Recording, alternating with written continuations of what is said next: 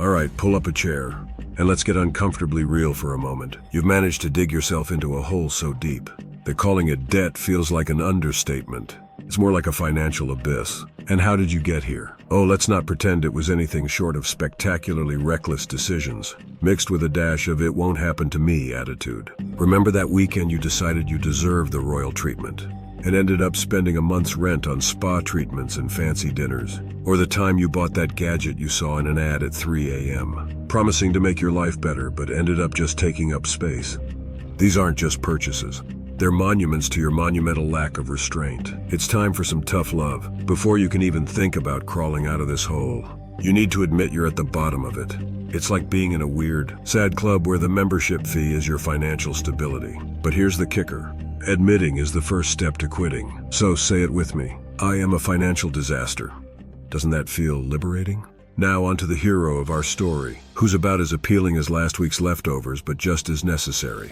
Budgeting. If your finances were a leaking ship, budgeting is the gum you're chewing to plug the hole. It's not glamorous, but darn it, it works. Start tracking your spending with the enthusiasm of a detective on a high-stakes case. Every dollar spent should be as justified as a detective's hunch in a crime novel. This part of your journey isn't about shaming you into submission. It's about shaking you awake. You've been on autopilot, heading straight for a financial cliff. But here's the good news. The brakes still work, and it's time to slam them hard. Consider this part one as your wake-up call. Let it sink in, marinate on it, and when you're ready to take action, truly ready, keep watching your redemption arc. Feeling pumped? Or at least are you less inclined to bury your head in the sand?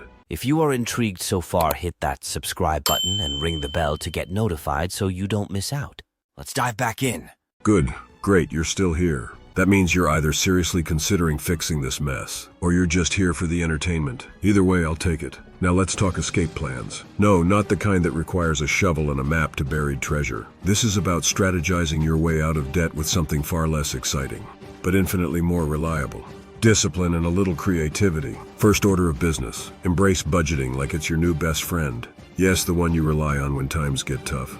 Not the one who encourages you to buy another round when you're already broke. This friend is going to ask you tough questions like, do you really need to spend $5 on coffee every day? And what do you mean?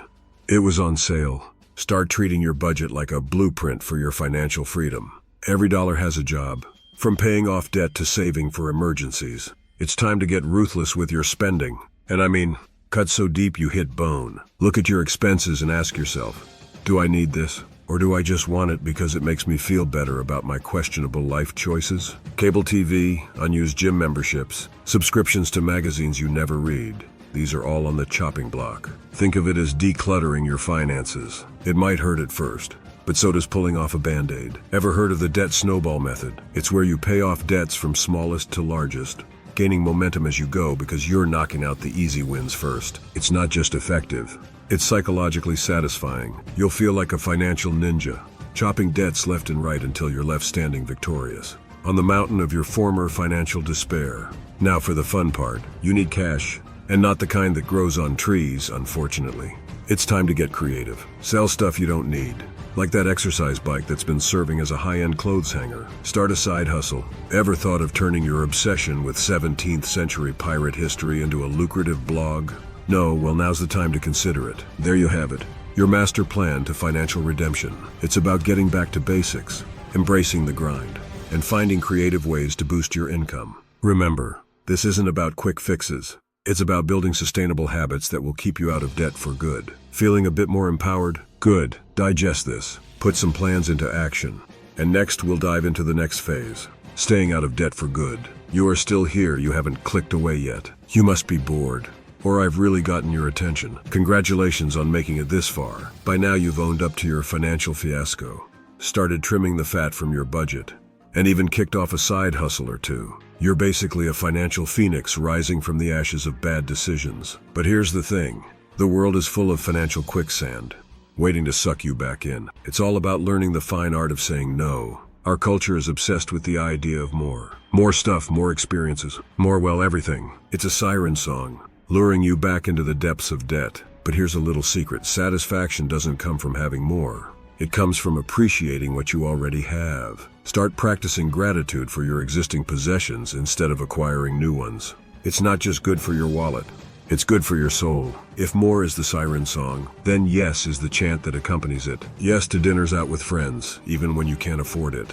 Yes to that upgrade you don't need. Yes to, well, you get the picture. But here's the twist. Learning to say no is one of the most powerful tools in your financial toolkit. It's not about being a miser. It's about being mindful. Every no to unnecessary spending is a yes to financial freedom. One of the best ways to avoid falling back into debt is to create a financial buffer zone. A safety net of savings that protects you from unexpected expenses. Start funneling a portion of your income into an emergency fund. Aim for 3 to 6 months worth of living expenses. It might seem like a Herculean task now, but even a small amount saved consistently can grow into a substantial cushion. As you start seeing progress, it's important to celebrate your wins, but do it responsibly. Paid off that first credit card. Treat yourself to a movie night at home, complete with homemade popcorn. Reached your emergency fund goal. Have a picnic in the park. These celebrations reinforce positive behavior and remind you that financial discipline doesn't mean depriving yourself of joy. Mastering the art of saying no and creating a buffer zone are crucial steps in maintaining your financial health. It's about making intentional choices that align with your long-term goals and values. You're not just avoiding debt.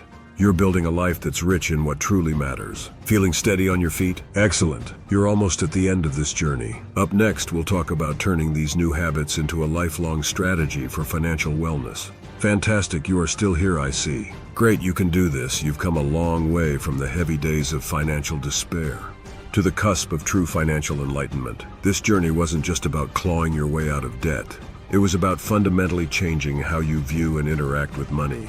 Now, as we embark on this leg of this odyssey, it's about solidifying those habits into something more permanent, a lifestyle of financial wisdom. The first step toward financial enlightenment is finding balance. It's about understanding that money is a tool, not the end goal. It's there to serve you, to help you live the life you want, not to dictate your happiness or self-worth. Start seeing financial decisions not just in terms of dollars and cents, but in how they align with your personal values and long-term aspirations. If there's one thing that's constant in the world of finance, it's change. New investment strategies, evolving tax laws, shifting economic landscapes. The only way to navigate these changes confidently is through ongoing education. Commit to learning something new about personal finance every month. Whether it's through books, podcasts, or courses, consider it an investment in your future self. They say you're the average of the 5 people you spend the most time with. If that's true, then surrounding yourself with financially savvy friends can elevate your own financial game. Build a community of like-minded individuals who share your commitment to financial wellness. These are the people who will cheer you on, offer advice, and challenge you to grow. Think about the legacy you want to leave. Financial wellness isn't just for you. It's something you can pass on to your family, friends, and even your community. Share your journey, the lessons learned, and the strategies that worked. Encourage open conversations about money and financial planning. By doing so, you're not just securing your own financial future, you're helping others find their path to financial enlightenment. This culmination of your journey from the depths of debt to the heights of financial wisdom. This isn't the end. Of course, it's just the beginning. The real challenge lies in maintaining these habits, staying disciplined, and continuing to grow. But remember, you're not the person you were when you started this journey. You're stronger, wiser, and equipped with the tools to navigate whatever financial challenges come your way. What's next? You might ask. That is the real question. Are you going to do anything that you learned today? Don't let this be another YouTube video you just watched. Take action. If you are not sure where to begin, I have some other videos that will help you. Check them out at Mandatory Money Matters or click one of the videos right here.